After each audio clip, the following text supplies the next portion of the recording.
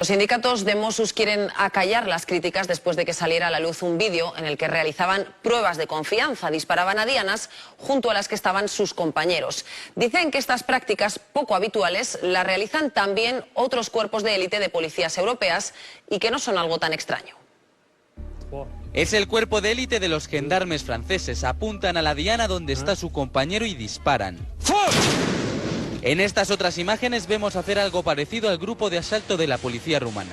El objetivo es el muñeco de cartón y al lado posan otros agentes. Ambos vídeos nos los ha facilitado el sindicato de Mossos d'Esquadra, como respuesta a las críticas que está recibiendo su grupo de intervención de élite después de que se hiciese público este vídeo. En él, recordamos, se ve a agentes realizando lo que se llama prueba de confianza.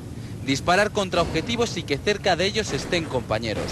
Según el sindicato de Mossos, es una práctica más habitual de lo que pensamos. En las unidades de élite, yo no te diré si el Cuerpo Nacional de Policía lo hace, porque no soy quien para decirlo, pero me gustaría saber si lo hacen, si la Guardia Civil lo hace, porque es una parte del entrenamiento. O sea, sería como los antidisturbios practicar de tirar pelotas, para decírtelo claramente, ¿no? Es parte de su entreno trabajar bajo estrés. Sin embargo, otros expertos aseguran que este tipo de ejercicios no se deben realizar en galerías de tiro porque suponen un riesgo innecesario. El sindicato de Mossos no lo ve así y sigue asegurando que no investigará el vídeo.